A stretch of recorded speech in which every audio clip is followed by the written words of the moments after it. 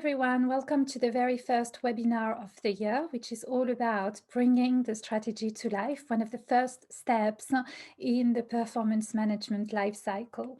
So let me introduce you to the agenda for the day, There we go. So I'll start with personal introductions very briefly. Then we'll go through the performance management cycle, and I'll also explain what we mean by strategy. We'll look at the benefits of translating the strategy for yourself and for your teams. And then we'll have a look at how to bring it to life with concrete steps. I'll stop the recording after that, and then you'll be able to go on camera and unmute yourself to ask whatever questions you have. So we should be together for about 20 minutes. So without any further ado, let's start. So my name is Marie-Claude Boucher, and I work mostly with leadership development as a leadership coach, but I also work with personal development with a focus on building resilience and mental well-being. I do a lot of assessments like personality assessments, 360 feedback, psychometrics assessment, all related to either personal development or professional development. So that's me in a nutshell. I will leave you all the information on the last slide, how to contact me, how to look at my website, and so on. So let's start. Performance management. I think for me, performance management is a magical tool because not only does it give you some essential management skills around the performance management cycle, but when you do it right, those key pointers that you have throughout the years help you develop solid leadership skills that are associated to certain areas of the performance management cycle. So for instance, things like sharing the vision, business understanding, business knowledge, ambition, engaging the team, performing, all those things which are really great leadership skills to have to advance in your career. You can get them from doing performance management right. So when we talk about performance management or the performance management life cycle, for most organizations, it starts in Q1 of the year, so January, February, March, and that period is all about work planning. So it's all about giving direction, setting up the team for success, sharing the vision. So that's when we do translating the strategy, setting up personal objectives for yourself, but also for your team members, and preparing personal development plans. So that's the three activities that happen at the beginning of the year. Then the middle of the year, you've got the time of reviews. So the time for reviews is when you do your formal mid-year review and you'll review the personal development plans, but it's also a time to check, are we still on track with the objectives? Do we need to change the objectives because, the markets, the current situation, things that are outside of our control, and we still have a chance there towards the mid-year to change the objectives. Okay, and that's mid-year. And then towards the end of the year, it's the end of the cycle. So it's all about rewarding performance or correcting performance. So that's when we talk about performance reviews, performance appraisals, notations, and we also talk about talent reviews that take place at that time, high potentials identification, and reviewing the personal development plans as well. So this is the top part of performance management, and the top part of performance management can be seen as being very dry because it's processes led, it's system led, so it's dry. But the beauty of performance management, where all the leadership skills come to life, is in the how. Yeah, it's not so much in the what, but it's more in the how. And the how is all about continuous coaching, continuous feedback, mentoring, development, how you communicate as a manager with your team, with your colleagues, with the company, and so on. So that's where, the basis of those leadership skills come from. So my first tip for you as a leader is, do you fully understand your performance management cycle in your organization? And are you able to answer any questions that your team members might have? And if the answer to the question is no, then start being curious. Yeah, go onto your SharePoint or your share drive and look for documents and handouts and all the things that you have there, and really, really make it your own. Okay, so that's the performance management life cycle. Then the second thing I want to look at is understanding what we mean by strategy and why it's important for you, a middle manager, a line manager, a first-time leader, why it's important for you to really understand, where do I sit within this strategy? Where does my team sit and how can we contribute? So often there's a lot of confusion when people talk about vision, mission, strategy.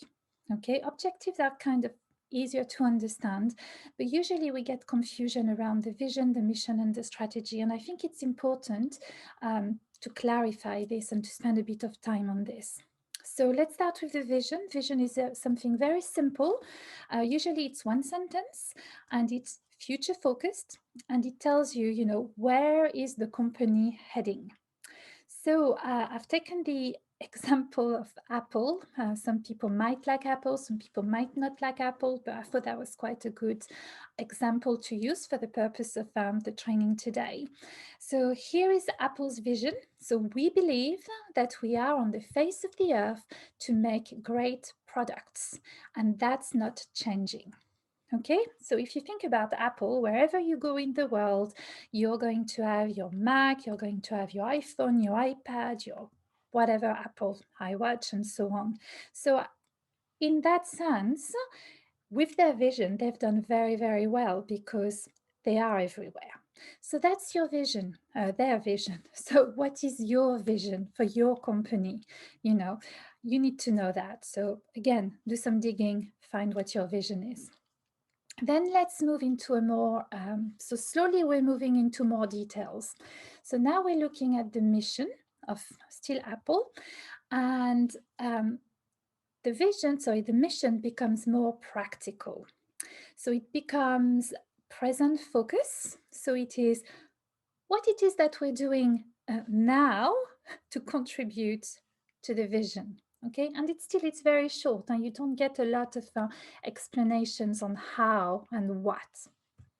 So for Apple, it's bringing the best user experience to its customers through its innovative hardware, software, and services. So again, hardware, software, services. Yeah, so we're being present on the whole face of the earth by doing hardware, software, services. Yeah, and that's the mission. So again, for your company, what's your mission? Have a little think, write it down. When you have some time, do your research.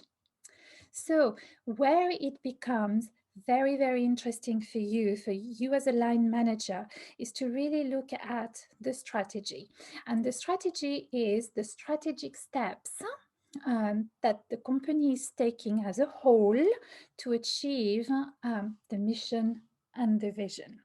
And usually the strategy is declined in long-term and short-term goals or plans or objectives. So for most companies, we talk about maybe a 5-year plans, a 3-year plan, and yearly plans, or objectives. So those are the 5 years objectives, those are the 3 years objectives, and this is what we aim to achieve this year.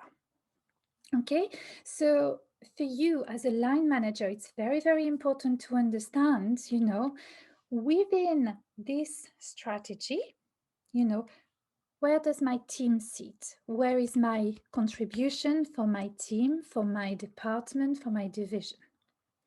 So let's look at Apple here.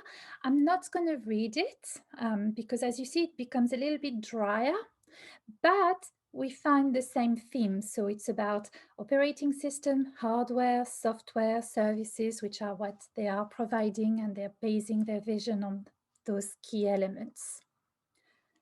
So for you, so imagine if you are a manager of a team of software developer, what's going to be interesting for you in the strategy is all the parts relating to the software. You're probably not going to be interested in what product or what elements they use in the hardware to make it more durable. Um, so that's one thing. If you're working in an Apple store where your focus is on, providing service to people, you might not be interested in, the hardware. Or actually, you might be, but you might not be contributing towards the design of the hardware.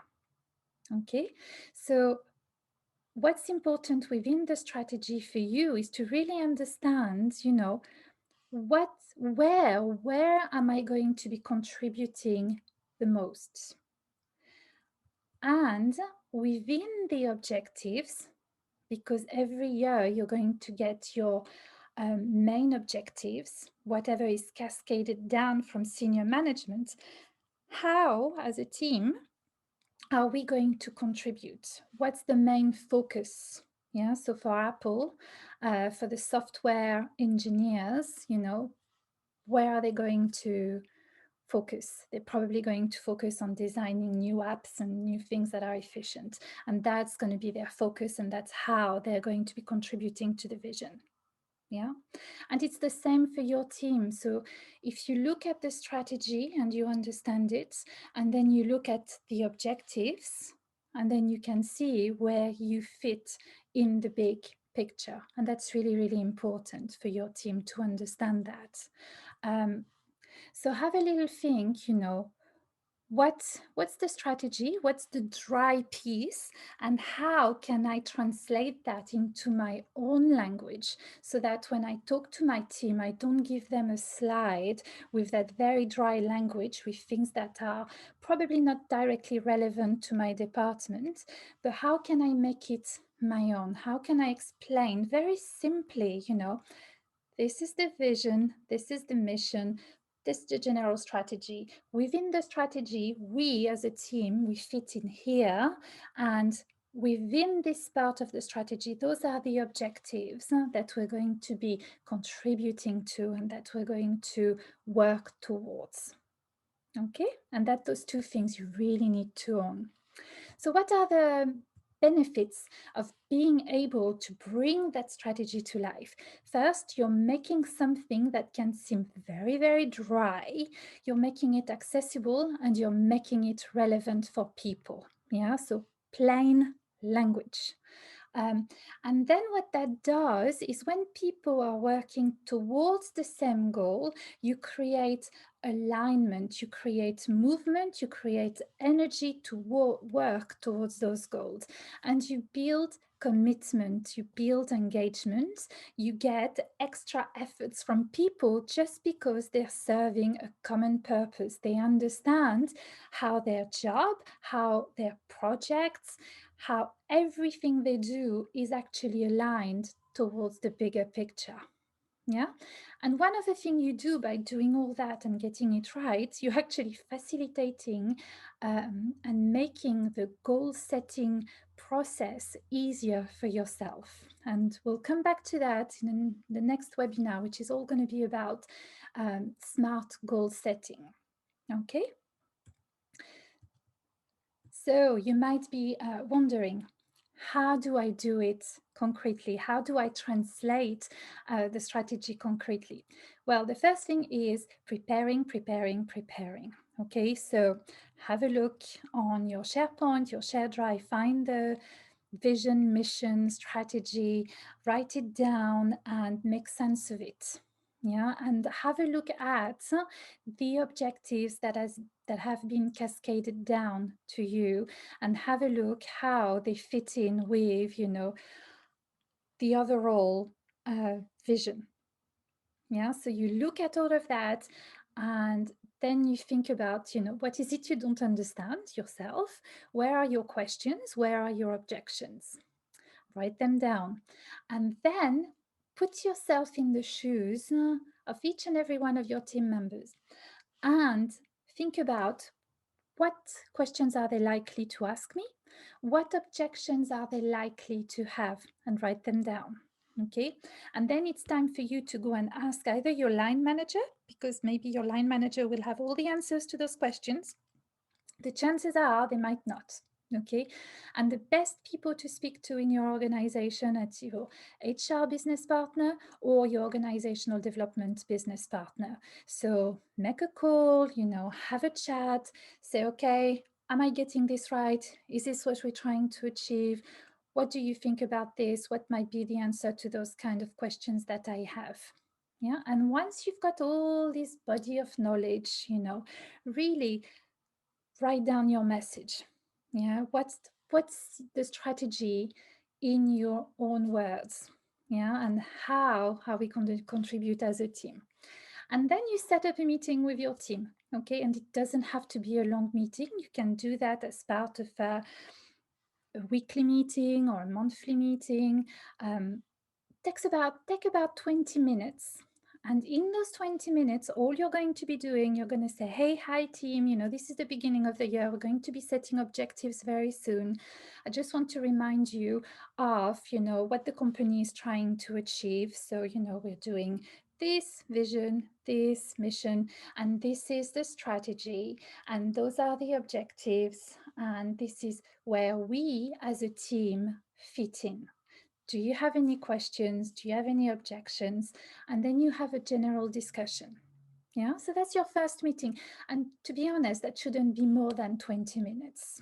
So you do this, and then at the end of this, you ask them to think for the next meeting you're going to be setting up. You ask them to think about the team in general and the team, how are they going to contribute to that strategy, and start to ask them to think about their personal objective, their individual contribution.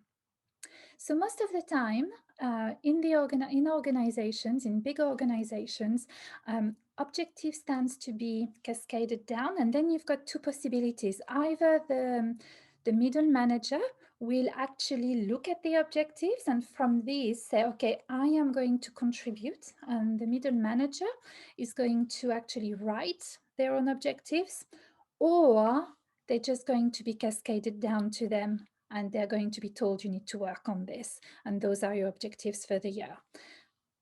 In an ideal context, for people to be really involved and engaged with their work and their objectives, they need to have a say in the matter. Okay, but sometimes in very large organizations, when you're managing very large teams, it's better to do it that way. So when you know what your team objectives are, you can have a discussion with your team members and talk about, as a team, we're going to be working on this, we're going to be working on that, and we're going to be working on this. Is there any other thoughts you thought about, and those kind of things? Once it's clear for everybody in your team and yourself how the team is going to contribute to the main objectives, then you're going to ask your team members to think about their individual contribution, so their individual objectives. And you're going to set up individual one-to-one where you're going to go through objective settings with them. And again, here there's two possibilities. Possibility number one, you will have to write their own objectives. Possibility number two, which is best practice, you ask them to come with their own objectives. Okay, and usually, and we'll talk about that in the next webinars, but usually objective setting, as I said, the more involvement you get from your line reports, the more they will be engaged with their work. Okay. And then once you have done that step with every single member of your team to set up individual objectives, then you're ready to roll. Yeah, we'll also talk about in another webinar about personal development plans to support those objective setting. So then that's the first quarter of the year done. Yeah. But you need to make sure throughout the year that you actually do review meetings, that you actually, celebrate every success along the way. So part of bringing the strategy to life is not to have it in January, February, March, and then forget about it. It's also when you do your reviews and when you do your appraisals and all those things, your coaching initiatives and your feedback, it's also to bring it again, and say, okay, yeah, you've completed that. Great, well done. So we've contributed to that part and we're getting closer to our mission. And sorry. So, so once you've done all of that, throughout the year, you celebrated success and everything. Um, there's one thing that I want you to keep in mind, because sometimes it falls flat at the end of the year, and that's in Q4 when you do your end of year reviews. They tend to be individual end of the year reviews. And when we do this, we tend to kind of, forget about the strategy, forget about it as a whole. So a good thing to do is to have a final meeting at the end of the year to say, hey, team, well done, and review what you've achieved towards the strategy, but also review, what could have been done better? How could we have managed better? Where were the things that we could improve on, and so on, and really celebrate. So you start the end of the year by saying, hey, this is the vision, and those are all the things we're going to do to work towards that. And then at the end of the year, still as a team, go back to, hey, this is what we said at the beginning of the year, and this is what we've achieved. Okay, so thank you very much. I think that's the end of our webinar for today. Oops, sorry. Sorry, I wasn't meant to do that. Let me go back to the last slide, which I think was this one.